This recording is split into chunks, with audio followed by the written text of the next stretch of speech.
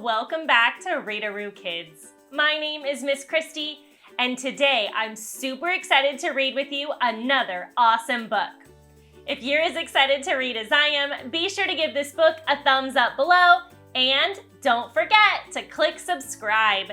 That way, every time we post a new story, you and I can read together again right away. All right, today's book is called The Spacesuit: How a Seamstress Helped Put Man on the Moon. Inspired by real people and events. That means that things in this book really happened in real life. By Alison Donald and Ariel Landy. All right, let's get started and learn about the first spacesuit. The Spacesuit: How a Seamstress Helped Put Man on the Moon. Written by Alison Donald and illustrated by Ariel Landy. This is Ellie. Ellie helped change the world with a needle and thread many years ago. Ellie loved to design and sew from a young age. As a child, she felt her fingers come alive. The first time she used a sewing machine, she threaded the needle and pressed the foot pedal. 3, 2, 1, blast off! As she put her foot on the pedal. The sewing machine launched her into another universe, where fabric could be tucked and tapered. The whir of the machine fueled her imagination with ideas. With hard work, any design was possible. As an adult, Ellie got a job sewing clothing for women and babies. Ellie worked quickly and carefully. Her seams were straight and her stitching was neat. An engineer noticed and asked her a question. How would you like to sew spacesuits instead? Ellie couldn't believe her ears. Yes, I would love to. Ellie's workplace had entered an exciting competition at the last minute, but it wasn't going to be easy. This says Spacesuit Competition. Does your company have what it takes? And this man says, if we win, our spacesuit will go to the moon. Big teams of military designers and engineers were also competing. Ellie's team was small, and they only had 6 weeks.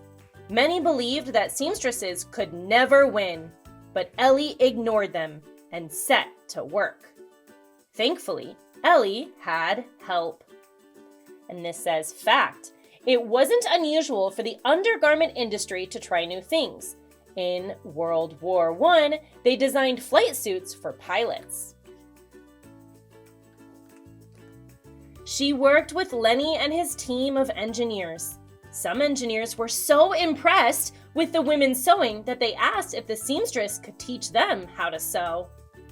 The seamstresses also shared ideas about how to best make the suit. Ellie looked up old spacesuits. They're hard, like armor. Can we make something softer and more comfortable? The answer was yes.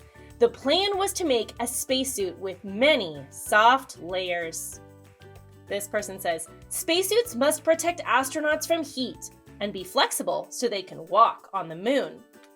This says, no one has made a spacesuit like this before.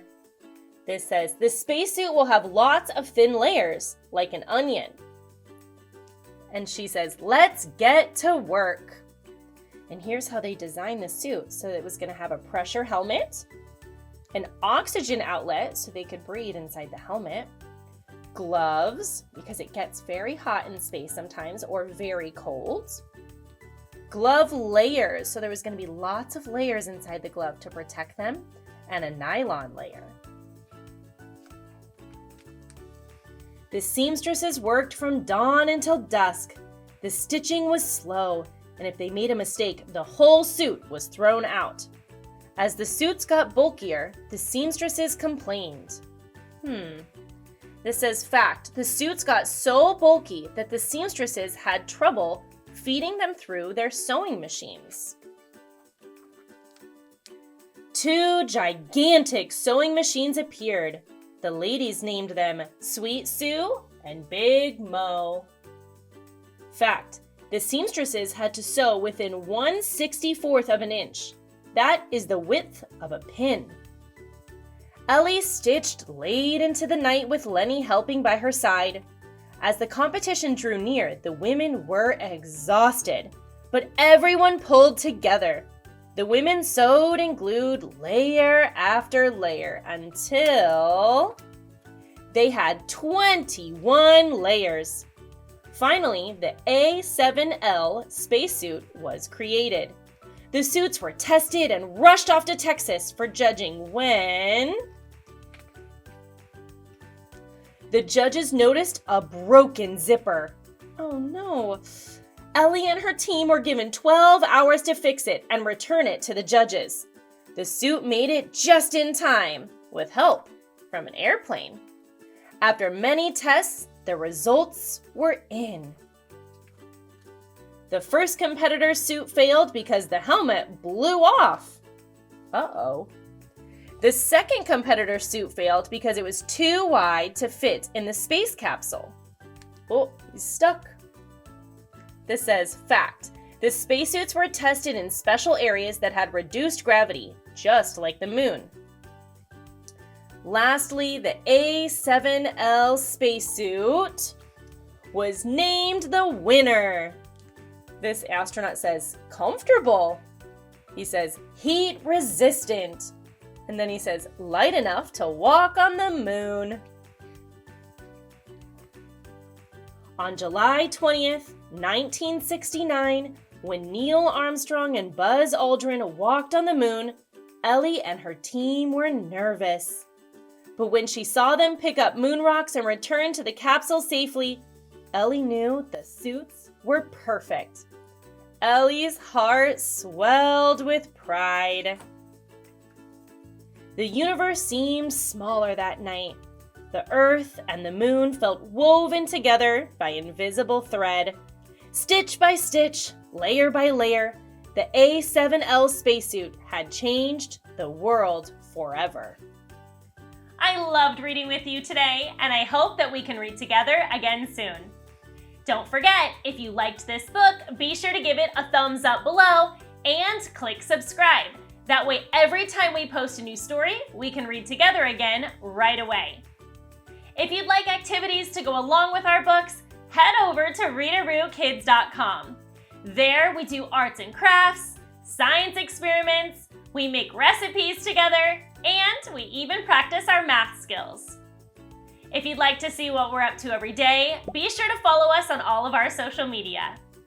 Again, I loved reading with you today, and I hope that we can read together again soon. Until then, Readaroo loves you.